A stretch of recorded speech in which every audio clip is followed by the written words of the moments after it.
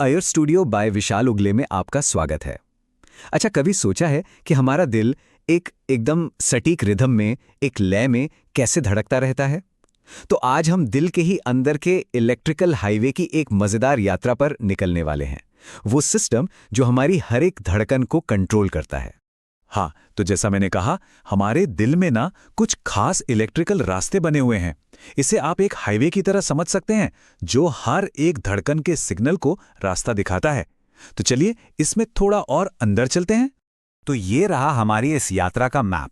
देखिए, हम अपनी जर्नी शुरू करेंगे एसए नोड से, फिर वहां से गुजरेंगे एवी नोड से और आखिर में पहुंचेंगे परकिंजे फाइबर्स तक। ये जो पूरा सीक्वेंस है ना, ये नॉर्मल और एबनॉर्मल हार्ट रिदम्स को समझने के लिए बहुत बहुत जरूरी है।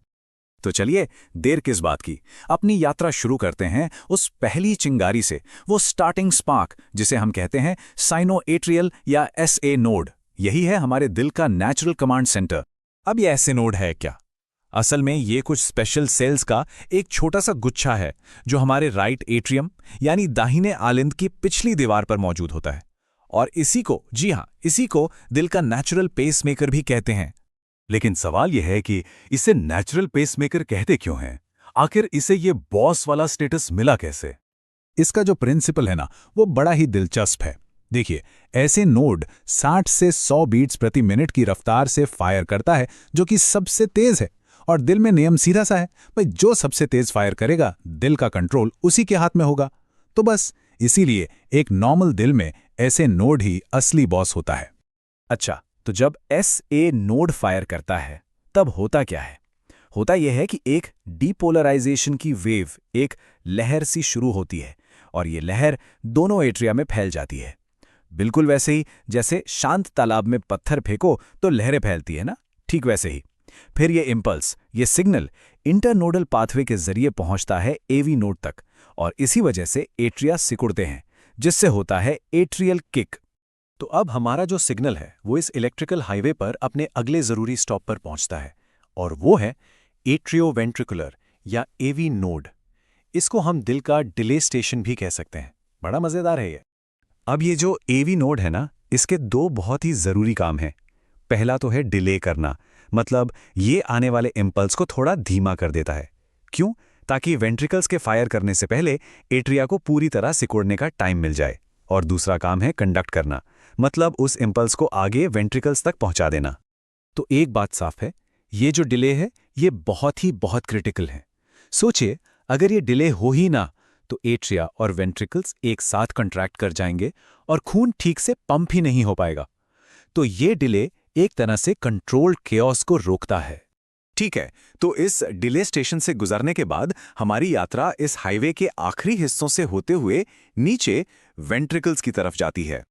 और यहां पहुंचकर ये हाईवे दो हिस्सों में बंट जाता है। पहले तो ये इंपल्स गुजरता है बंडल ऑफ हिस से, जो एवी नोड को बंडल ब्रांच से जोड़ता है। और फिर ये सिग्नल पहुंचता है अपनी फाइनल डेस्टिनेशन पर, पुरकिंजे फाइबर्स तक। ये फाइबर्स का एक पूरा जाल है जो इंपल्स को सीधे वेंट्रिकुलर मसल सेल्स तक पहुंचा देता है। और इन पर्किंजे फाइबर्स की वजह से ही ये इंपल्स बहुत तेजी से फैलता है, और यही तेजी वेंट्रिकल्स के पावरफुल कंट्रैक्शन यानी संकुचन की वजह बनती है, जिसे हम सिस्टोल कहते हैं।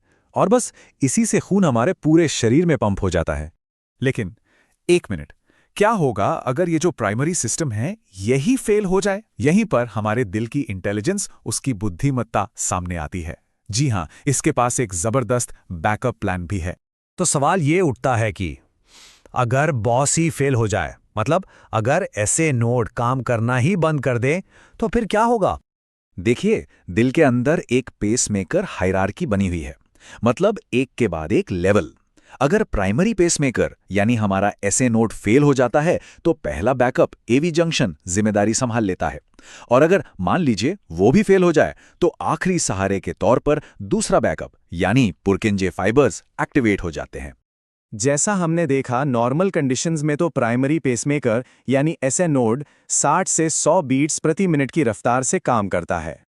लेकिन अगर ऐसे नोड फेल हो जाए, तो जो पहला बैकअप है एवी जंक्शन, वो 40 से 60 बीट्स प्रति मिनट की थोड़ी धीमी रफ्तार से कमान अपने हाथ में ले लेता है।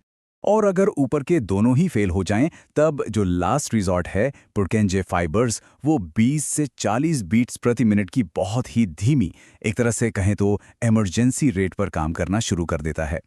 ये जो फ्लो चार्ट है, ये इस पूरे बैकअप सिस्टम को बहुत ही अच्छे से समझाता है। ये हायरार्की के मेन प्रिंसिपल को एकदम साफ कर देता है कि नीचे वाले पेसमेकर तभी काम शुरू करेंगे जब ऊपर वाले फेल हो जाएंगे। तो इससे सबसे जरूरी बात जो हमें समझनी है वो ये है कि जैसे जैसे बैकअप पेसमेकर काम संभालते जाते हैं, दिल की धड़कन धीमी होती जाती है और इसी वजह से मरीज में लक्षण दिखने लगते हैं, जैसे कि ब्लड प्रेशर का कम होना या चक्कर आना। तो कुल मिलाकर दिल का ये कंडक्शन सिस्टम एफिशिएंसी और रिडंडेंसी, मतलब ज़रूरत पड़ने पर बैकअप का एक अद्भुत चमत्कार है। लेकिन ये जो इतना कॉम्प्लेक्स डिज़ाइन है, ये हमारे अपने शरीर में स्पीड और कंट्रोल के बीच के बैलेंस के बारे में हमें क्या सिखाता है, इस पर ज़रूर सोचिएगा।